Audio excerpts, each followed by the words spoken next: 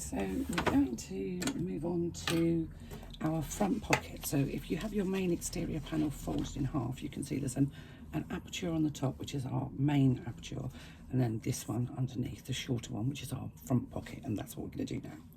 So you will need your piece of zipper and your two pocket lining panels. Both of the pocket lining panels will have been interfaced with a woven fusible interfacing. So we're going to take one of our pocket lining panels and we're going to take our zipper, and I have put a couple of stitches through the ends on both ends of the zipper just to make sure that I don't pull my zipper pull off. We're going to lay our zipper along the long edge of our pocket lining with the zipper pull facing upwards. Now that might sound a little counterintuitive, but that's the way we're doing it. So the zipper pull is facing up, sitting on top here. The lining fabric is right side up, and I'm just going to stitch down the side of my zipper using a scant 1/4 inch seam allowance. And I'm going to open my zipper pull so that my foot doesn't get in the way, or so that my zipper pull doesn't get in the way.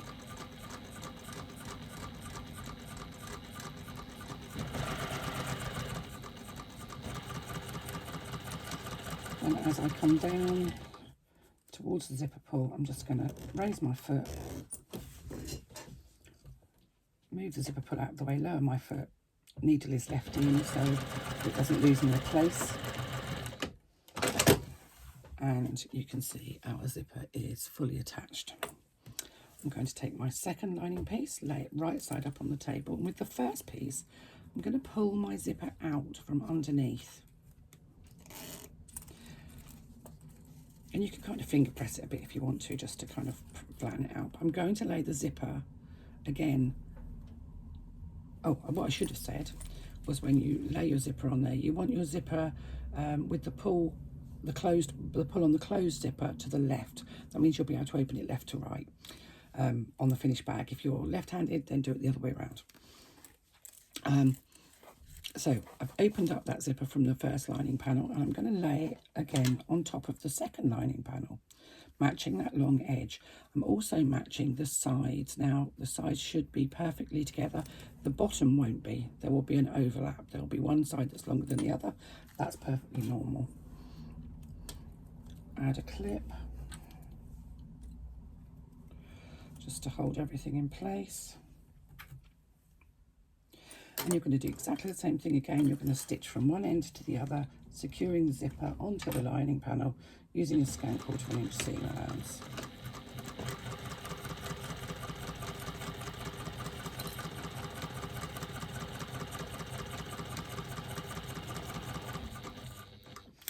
When we get down to this end, I'm just going to do the same thing again. I'm going to leave my needle in, raise my foot, move the presser foot of the zipper pull out of the way, and carry on stitching.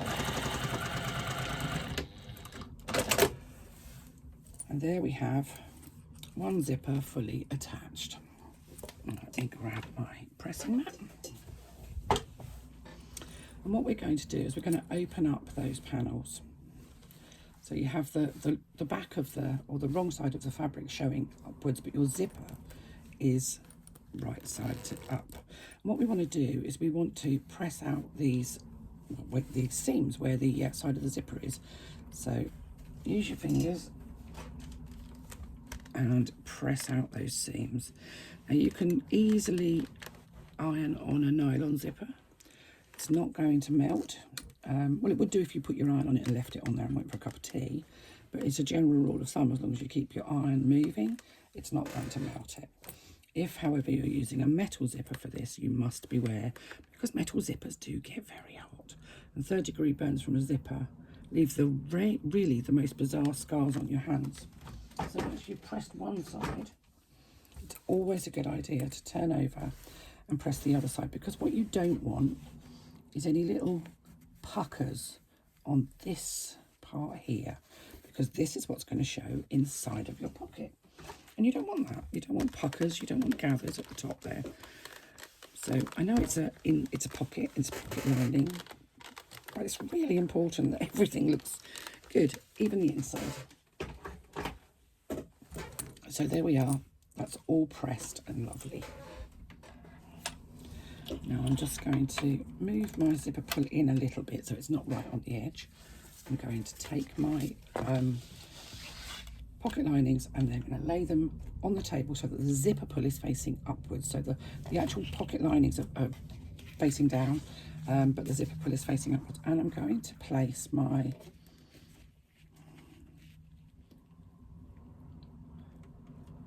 exterior panel over the top. Now, ideally you need to make this central, and the easiest way to see if it's central is to eyeball it. Don't worry about measuring, but you can see that there's an equal gap on both sides there. So I'm happy that that's relatively central. It doesn't have to be millimetre perfect. What you do want to do is make sure that your teeth are central within that aperture. Now some people do like to use double-sided tape at this point. It's not something that I like to use. I find I get in more of a mess with double-sided tape than I do if I just leave it, really, to be fair. Let me just get this foot on.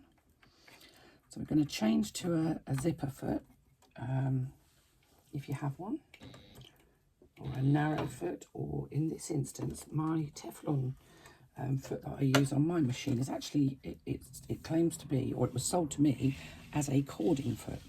So it's not a zipper foot, but it's very useful as a zipper foot, so that's what I use it for.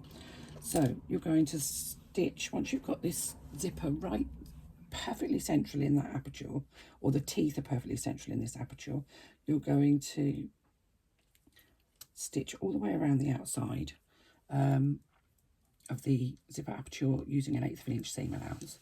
Now, when you start with a long thread at the beginning and the end, sorry, at the top and the bottom of your stitching. So your bobbin thread and your top thread are both left long, and don't back stitch. So we're going to stitch all the way around this aperture without back stitching. So I'm using a stitch length of 4 because that's my sort of preferred top stitching length.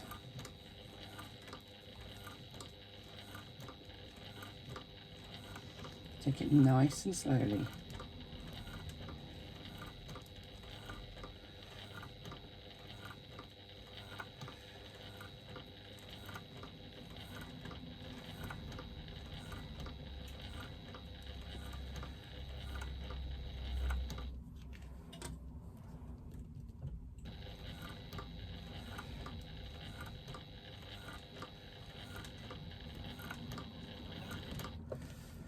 Come to the end, and you're going to come down over the zipper teeth.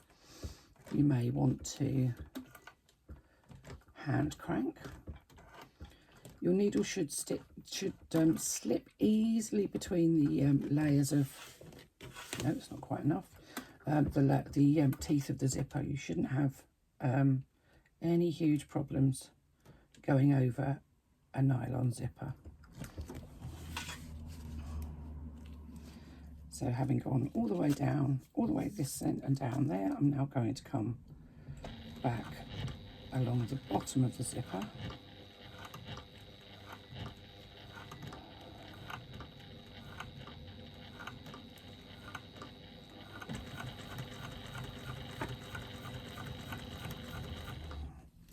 And again, in the same way as we did before, I'm just going to raise my foot, move my zipper pull out of the way so that it doesn't get in the way as I'm stitching past and knock my stitching out of line. And what you really want to do is try and come back and land in the same hole as you did your first stitch. Now that doesn't always work. Sometimes it does, sometimes it doesn't. That's not bad though.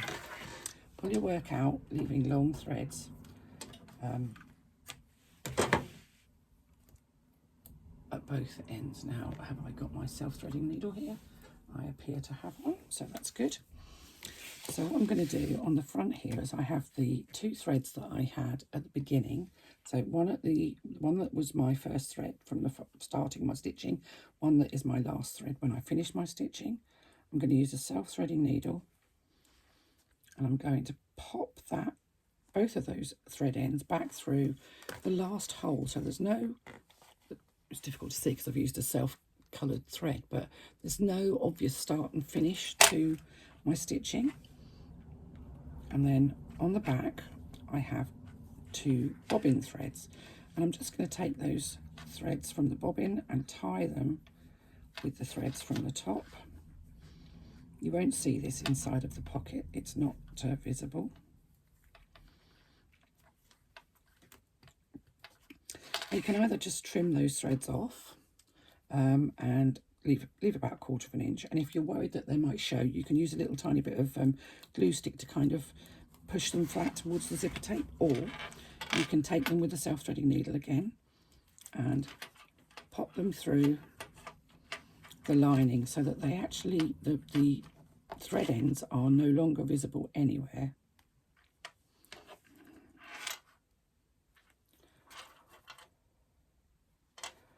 So just literally go in just beside where that little knot that you've made is. Bring your thread ends out so that they're sort of within the form of the bag, if you like, so they're kind of not in the lining. And again, you can trim them off, and they're out of the way, completely done. So there we have our first zipper pocket.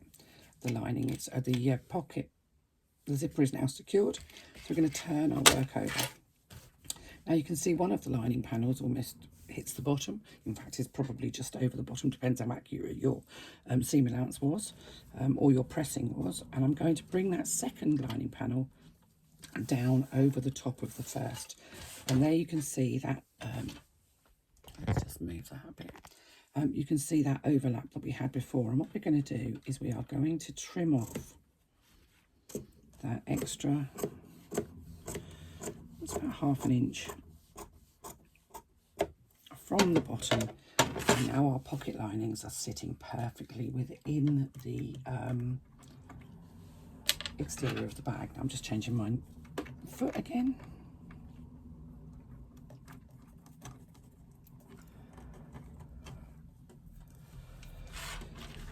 Turn your work over, pull the side up so you can see the end of the zipper and the pocket linings,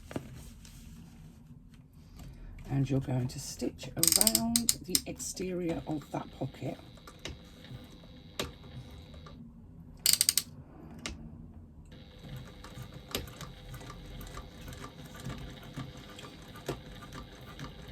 And we're going all the way around, and I'm using a 1/4 inch seam allowance here.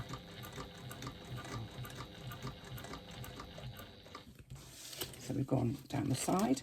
Now I'm going to pull the bottom part up so I can get to the bottom edge of the pocket, and we don't need to leave the bottom edge open.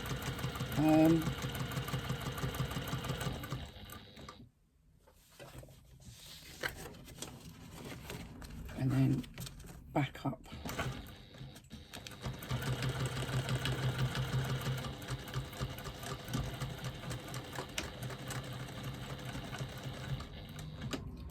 Back up the other side. Once you've done that, you can trim off any excess zipper you've got outside of your stitch line, and you can trim your seam allowance down a little if you want to.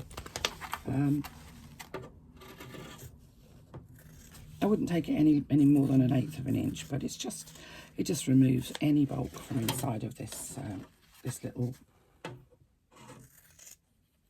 wristlet. So there we have our first pocket completed. And you can see that it's completely free of any zipper tape on the inside. So it's a really nice, tidy little pocket.